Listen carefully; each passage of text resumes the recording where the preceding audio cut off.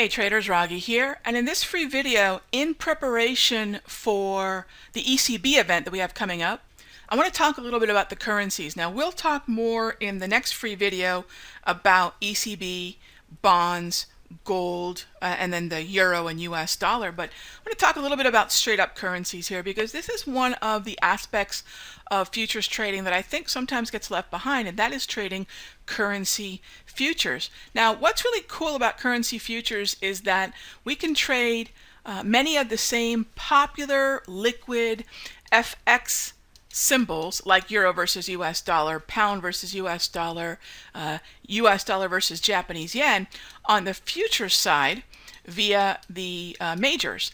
And so there are a few differences.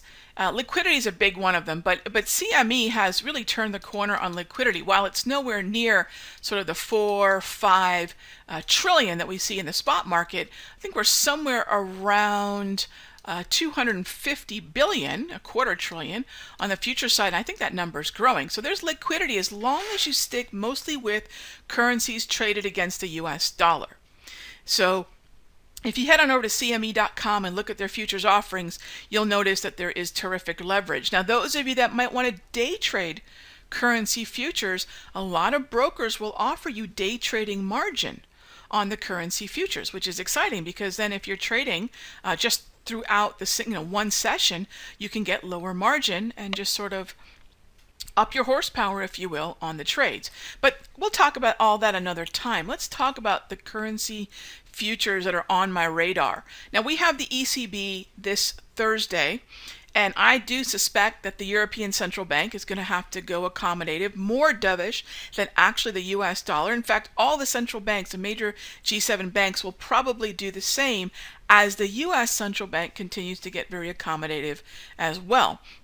So do I like the short on the Euro FX futures? Now, whenever I'm building a Euro FX or any currency trade, gang, please do check the spot market first. Now, one thing that I don't like about when I go to the Forex is I lose the terrific tools of volume studies like the V profile, the V score, and our VWAPs. However, the spot market is the touchstone for the larger currency marketplace, not the futures. Nowhere on earth is anyone looking at the futures exchange rate and deciding what the euro versus US dollar foreign exchange rate is. They're looking at the spot market. So I will use the spot to set the trade up, but then I can go ahead and execute the trade on the futures side by jumping over to the 6E. Now you'll notice right now there's about a 50 pip difference. We're sitting at the 112 handle on the euro US, which is far more important than sitting at 112.57 on the 6E. But if we can break 112, if we break lower through 112 in the euro US, that is absolutely going to take the 6E lower, even though the 6E may not seem that it's at as kind of important a precipice as, say, the spot is. So keep that in mind. Trade the futures, currency futures, by looking at the spot first, then converting or setting it up or trading it on the future side, or heck, even the ETF side by looking at the FXE. I prefer, if you're going to look at Euro US, if you don't want to trade the Forex, then go 6E. Now, this is a US dollar buy. Sell euro, buy dollars. And I'm still a US dollar bull. But there's one pocket, and this is a pocket that not a lot of people are talking about, and that is the US dollar versus Canadian dollar. Do you see the downtrend here? This is a market that is shorting US and buying Canadian dollar or loonie. Now, how do I know that?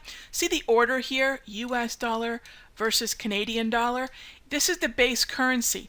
This is the directional play. It's directional on the US dollar. So if this is heading lower, that's a weak US dollar play. If this were heading higher, it'd be a strong US dollar play. You can see very clearly it's weak.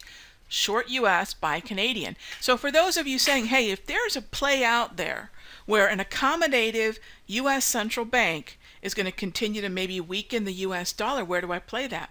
Do not play that against the euro. Play that against the Canadian dollar. And the way you'd play that is by either FXC longs or the 6 6C futures longs. Now you might say, wait a minute, Rog, long?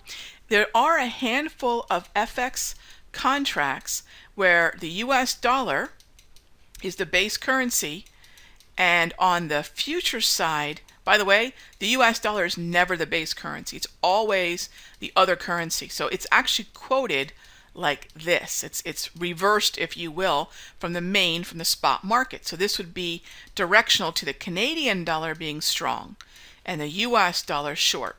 So you'd get long the 6C or the FXC on the futures or ETF, and you'd get short on dollar Canada. All right, but it's the same play. So if you like the idea of shorting US dollars, this is the play to do it. The other place you can look at, and it's a little bit more volatile because of the pound, is look at this trend on pound US. You can play this. You can play the pound futures. You can play FXB, but this has been a great place to look for US dollar buys and pound shorts. Same thing here. This is actually a downtrend, but this, again, downtrend looks familiar, looks similar than pound US, but actually this is a US dollar short and a yen buy. So what's another place you can look for US dollar shorts? Against the yen. All right, let's take a look at one more symbol here on the Forex side, and that is dollar Swissy. Here's another pretty decent downtrend. This is another US dollar short, and in this case it'd be a Swiss franc buy. Now I still like the long Canadian dollar versus the US, but you can look at long Canadian, you can look at long yen, or long Swiss franc. Now each one of these also has, of course, a futures contract that you can play.